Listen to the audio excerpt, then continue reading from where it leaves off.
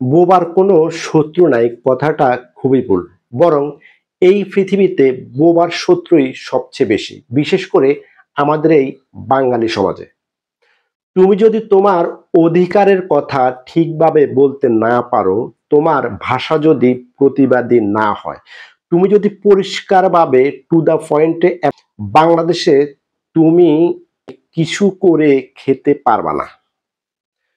তুমি যদি মিনমিন করে কথা বলো, কথা বলতে গিয়ে ঢোক গেল, তোতলাও, তাহলে তোমাকে নিয়ে লোকজন শুরুতে হাসাহাসি করবে, তারপর তোমাকে ঠাট্টার পাত্র বানাবে, সবশেষে তোমার পিছনে লাগবে। এবং এরা যেহেতু জানে তোমার ভাষা নাই, তোমার ল্যাঙ্গুয়েজে প্রবলেম আছে, কাজে সব দোষ তোমার কাঁধে চাপিয়ে দেবে।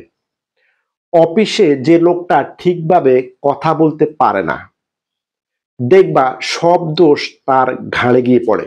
যোগ্যতা থাকা সত্ত্বেও চাকরি হচ্ছে না, এর কারণ ভাইবা বোর্ডে গিয়ে সে গুছিয়ে কথা বলতে পারছে না।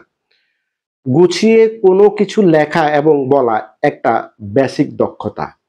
এই দক্ষতা তোমার থাকতে হবে, এজন্য চর্চা করতে হবে, প্রচুর লেখা পড়তে হবে, প্র্যাকটিস হিসেবে নিজে নিজে লিখতে হবে, একা একা কথা বলতে হবে।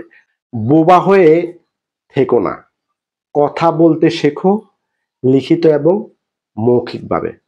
তোমার সাফল্য আসবেই।